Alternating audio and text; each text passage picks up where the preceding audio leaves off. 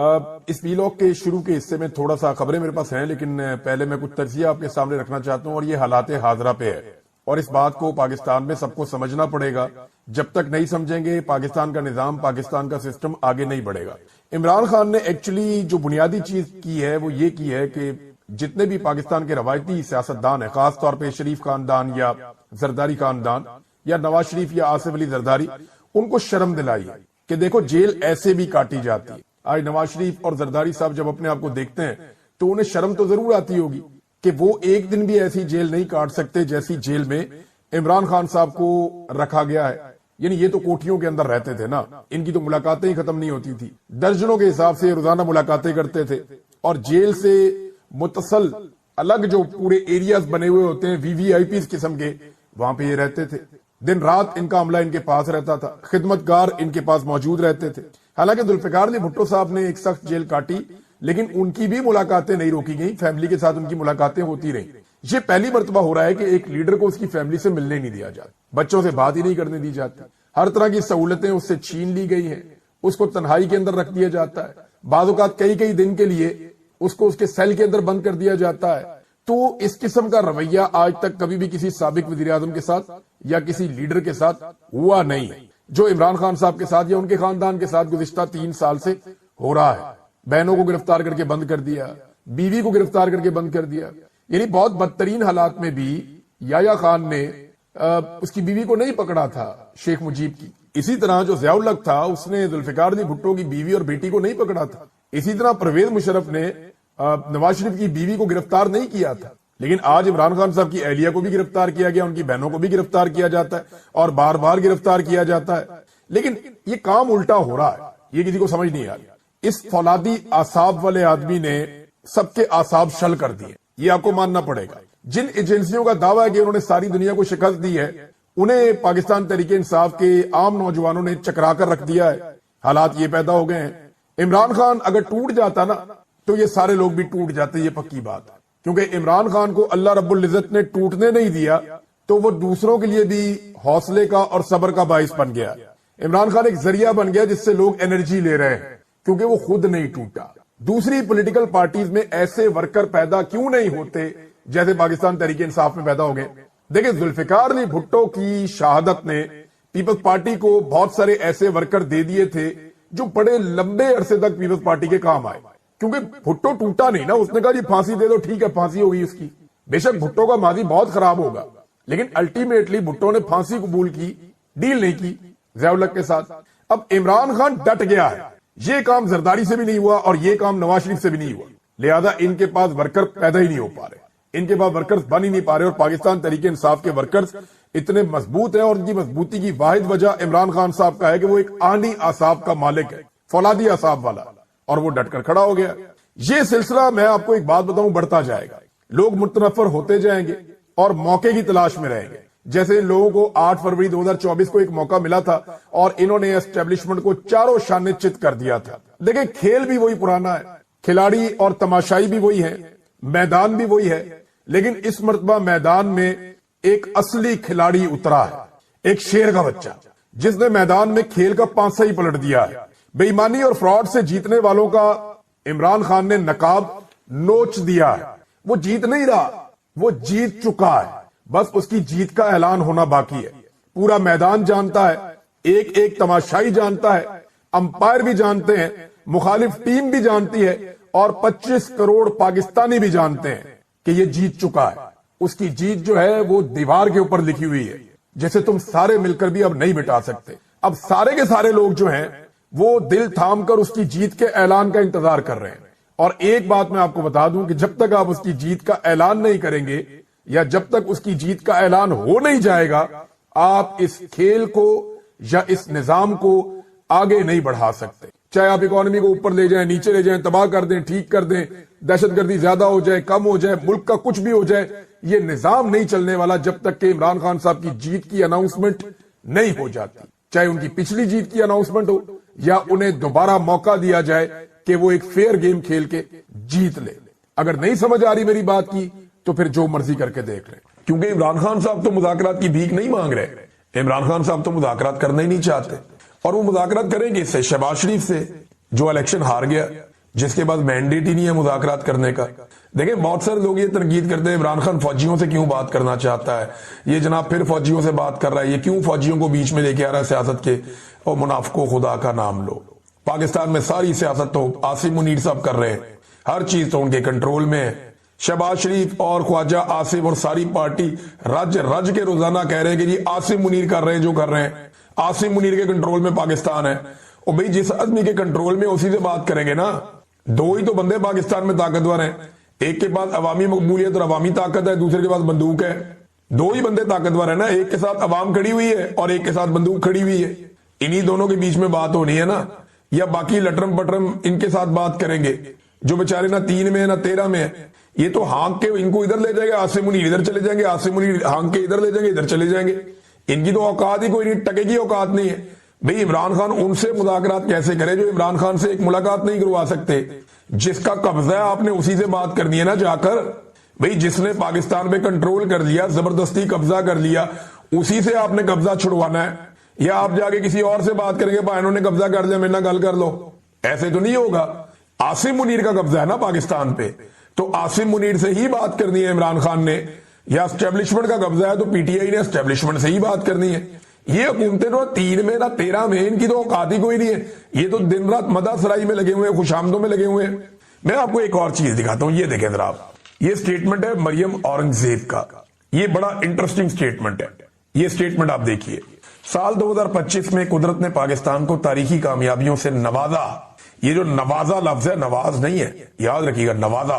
پاکستان کو تاریخی کامیابیوں سے نوازا. فیلڈ مارشل سید عاصم منیر کی جرت, اسٹریٹجک بصیرت اور غیر متزلزل عزم نے نہ صرف ملکی سلامتی کو یقینی بنایا بلکہ پاکستان کی طاقت اور استقامت کو مزید مضبوط کیا. مریم اورنگزیب. اب ان لوگوں سے بندہ کیا مذاکرات کرے, ان کی تو اوقات ہی ٹکے گی نہیں ہے. ایک دور میں مریم اورنگزیب کہتی تھی کہ نواز شریف ایک نشہ ہے. کیا ہے جی؟ نواز شریف ایک نشہ ہے. اور آج وہ خاتون بھی عاصم منیر کی تعریفیں کر رہی. خرم دستگیر عاصم منیر کی تعریفیں, شہباز شریف عاصم منیر کی تعریفیں, مریم نواز عاصم منیر کی تعریفیں. جتنے ان کے اوپر سے لے کے نیچے تک MNAs, MPAs, senators ہیں, وہ دن رات عاصم منیر کو اپنا لیڈر مانتے ہیں. ان میں کوئی بھی ایسا نہیں ہے جو نواز شریف کو اپنا لیڈر مانتا ہو. تو جب نواز شریف لیڈر ہی نہیں ہے, لیڈر عاصم منیر ہے نون لیگ کا, اور آصف علی زرداری اور بلاول نے دونوں نے بے نظیر بھٹو کی برسی میں بتایا کہ ذوالفقار بھٹو اور بے نظیر بھٹو سے بھی بڑا لیڈر عاصم منیر ہے, جتنی انہوں نے گیم چک دی ان کی. شہباز شریف اور فیلڈ مارشل عاصم منیر صاحب نے کس بنیاد پہ ڈونلڈ ٹرمپ کو 100% یقین دہانی کروائی کہ جیسے آپ کہیں گے ویسا ہو جائے گا, اور مکمل سپورٹ ان کو دے دی, جبکہ پاکستان کے اندر بھی ایک کنسنسس بنا نہیں ہے. ناظرین, پاکستان میں سب سے زیادہ جو کٹ لگ رہی ہے نا, وہ مولویوں کی لگ رہی ہے, جنہوں نے ساری زندگی پاکستانیوں کو چورن بیچا کہ جناب ہم یروشلم جا رہے ہیں, ہم نے یہ کر دینا ہے, ہم نے وہ کر دینا ہے. کوئی نام لے کے دکھائے, کوئی یہ کر کے دکھائے, کوئی یہ والی بات کر کے دکھائے, ہم وہ کر دیں گے. ادھر جناب شہباز شریف صاحب کے فوٹوز آ رہے ہیں بہترین قسم کے, خوشگوار موڈ کے اندر, امریکن جوش کانگریس کے صدر کے ساتھ, اور جناب ساتھ وفد کے اندر ایک خاتون موجود ہیں جو پرو اسرائیل ہیں بہت زیادہ, اور ان کو ایکسیس بھی ہے شہباز شریف صاحب کے جو ہے وہ سیکرٹ فائلز تک, اور وہ یہ کلیم بھی کرتی ہیں کہ اب پاکستان اسرائیل کو تسلیم کر لے اور کر لے گا. تو یہ بڑی انٹرسٹنگ چیز ہے. لیکن اس کے اوپر جو سب سے زیادہ مزہ آ رہا ہے نا, وہ مولویوں کا آ رہا ہے جنہوں نے ساری زندگی قوم کو بیوقوف بنا کے مال بنایا. یہ ملا ملٹری الائنس نے مل کے قوم کو بیوقوف بنایا, اور قوم کو یہ کہتے ہیں کہ اپنے جناب فلانی بھی جنگ لڑنی ہے تو فلانی بھی جنگ لڑنی ہے, اور انہوں نے بڑی بڑی تقریریں کی. لیکن آج یہ دونوں بالکل ایسے چپ بیٹھے, سمم بکمن, یعنی بالکل خاموش, چپ, گمسم, چونی نکل رہی ان کی. اور وجہ جو ہے سوائے فضل الرحمان صاحب کے, فضل الرحمان صاحب اس پولیٹکس کو جانتے ہیں اور انہیں پتا ہے کہ ہونا کے بڑے زیرک سیاستدان ہیں, ان کی سیاست اس کے اوپر کھڑی ہے. انہوں نے سٹیٹمنٹ دینے شروع کیے, لیکن میرا نہیں خیال کہ اسٹیبلشمنٹ کے لیے فضل الرحمان صاحب کو مشکل بنیں گے اگر وہ یہ فیصلہ کر لیں, کیونکہ فضل الرحمان صاحب کوئی نہ کوئی رستہ نکال لیتے ہوتے ہیں, یہاں سے بھی نکل ہی آئے گا. ناظرین, اب آ جائیں گنڈا پور صاحب والے معاملے پہ. دیکھیں, پرویز خٹک نے, محمود خان نے, عثمان بزدار نے, اور بہت سارے عمران خان صاحب کے ساتھی ہیں, دوست ہیں, اسد عمر ہیں, علی زیدی ہیں, عمران اسماعیل تھے, بہت سارے اور لوگ ہیں, ڈھیر لگا ہوا ہے. سب نے عمران خان صاحب سے غداری کی, لیکن کسی نے ان کی فیملی پہ حملہ نہیں کیا. یہ حملہ گنڈا پور نے کیا, اور گنڈا پور نے یہ حملہ اس وقت کیا جب غزہ کا اور اسرائیل کا معاملہ پاکستانی حکمرانوں کے سر پہ چڑھا ہوا ہے. तवज्जो हटाने के लिए ऐसा लगता है ये किया गया। भाई इस वक्त गजा के ऊपर, इसराइल के ऊपर इनकी फैंटी लग रही है, उठा के एक नया टॉपिक छेड़ दिया। ट्रंप इनको चौक में खड़ा करके बार बार बेनकाब कर रहा है कि ये मेरे साथ खड़े हैं, मेरे बंदे हैं। उस वक्त गंडापुर ने रेस्क्यू कर लिया। इनके खुफिया राबते सामने आ रहे हैं, तस्वीरें आ रही हैं, उस पर गंडापुर बाद नहीं, अलीमा खान के ऊपर चढ़ाई कर दी। जब कश्मीरी सड़कों पे बैठे हुए हैं, उनके काफिले चल रहे हैं, वो अपने मुतालबात मनवा रहे हैं, उस वक्त गंडापुर ने रुख मोड़ के तवज्जो इधर करवा दी। जब कॉमनवेल्थ की रिपोर्ट आई जिसमें साबित हो रहा है कि पाकिस्तान के अंदर एक जाली रजीम है जिसको धांधली के साथ लाकर बिठाया गया है, और इतनी लेट वो रिपोर्ट आई, इस पे बात करने के बजाय फिर अलीमा खान। ये फैमिली पे इतना बड़ा हमला इन्होंने कर दिया गंडापुर साहब को। कोई भी अक्लमंद आदमी हो तो आपको लगता है कि वो ये इल्जामात अपने मुंह से दोहराएगा? यानी गंडापुर साहब को अकल नहीं है। इन्होंने क्या किया कि वीडियो बना के वो तमाम इल्जामात जो इन्होंने इमरान खान साहब के सामने बैठ के अलीमा खानम पे लगाए, वो वीडियो बना के उनको रजिस्टर कर दिया कि हाँ मैंने लगाए। अब ये उससे भाग ही नहीं सकते, ये उससे भाग ही नहीं सकते। और मैं जितना अलीमा खानम को जानता हूं या इमरान खान को जानता हूं, इमरान खान इनको टके की सियासत नहीं करने देगा अपने बलबूते के ऊपर, इन्हें कोई सियासी पोजीशन नहीं देगा। ये बहनें उस वक्त भी निकली थी जब परवेज मुशर्रफ का दौरे हुकूमत था, और उस वक्त भी इनको मर्दाना पुलिस ने पकड़ पकड़ के गाड़ियों में डाल के गिरफ्तार किया था। इन्होंने तब भी अपने भाई के लिए आवाज उठाई थी, अपने भाई के हर जलसे में ये जाती रही इमरान खान की बहनें। अल्टीमेटली जब इनका भाई वजीर आजम बन गया तो इनका कोई किरदार नहीं था, उसके बाद जीरो, कोई किरदार नहीं। तो आइंदा भी यही होगा, और गंडापुर साहब परेशान होंगे कल को कि अब मैं अपने अल्फाज वापस कैसे लूं।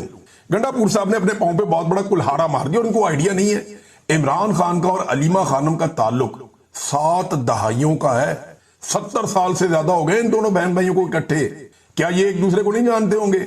ये जुमा 8 दिन आ गए गंडापुर साहब, तो वो जाकर इमरान खान को कहेंगे अलीमा खानम के बारे में, और इमरान खान मान लेंगे। उन्होंने हंसते हंसते सारी कहानी अलीमा खान को सुना दी और कुछ कहा भी नहीं, बल्कि अलीमा खान ने बाहर आके वो सारी कहानी पब्लिक को बता दी। अब मैंने इसके ऊपर भी एक सर्वे करवाया, बड़ा इंटरेस्टिंग है, ये भी देखे आप। मैंने अवाम से पूछा, मैंने कहा पता तो करें कि आपके ख्याल में सच्चा कौन है, अलीमा खानम या गंडापुर? लो जी, 95% लोग कह रहे हैं कि अलीमा खानम सच्ची है, और 5% लोग कह रहे हैं कि गंडापुर सच्चा है। ये बड़ा, इससे ज्यादा क्लियर मेरे पास कभी कोई सर्वे नहीं आया। गंडापुर साहब की जो अवाम के अंदर सच्चाई की एक वो रह गई है ना, कि 5% लोगों को लगता है कि गंडापुर सच्चा, 95% लोग गंडापुर को झूठा समझते हैं। ये गंडापुर साहब ने वाकई अपने पांव पे कुल्हाड़ा मारा। नाजरीन, शहबाज शरीफ साहब ने एक वारदात की और वारदात पकड़ी गई। ये बड़ी इंटरेस्टिंग वारदात है।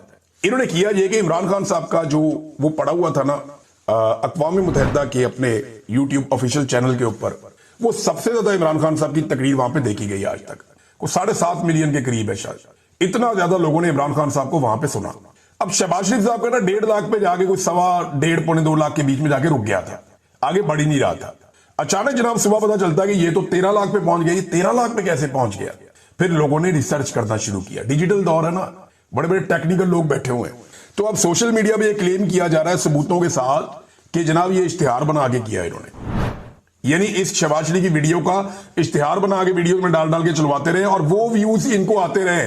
वो कोई 10 सेकंड का व्यू होगा, कोई 15 सेकंड का व्यू होगा, लोग स्किप कर देते हैं, आगे निकल जाते हैं। तो इस तरह की कोई कहानी लोग सुना रहे हैं। मैं इसको टेक्निकली नहीं जानता ये क्या चीज है, लेकिन जो टेक्निकल लोग हैं वो बार बार सोशल मीडिया पे क्लेम कर रहे हैं। मैं कभी ये इश्तिहारबाजी में पढ़ा ही नहीं, मुझे पता ही नहीं इसका, मैं इस साइंस को भी नहीं समझता।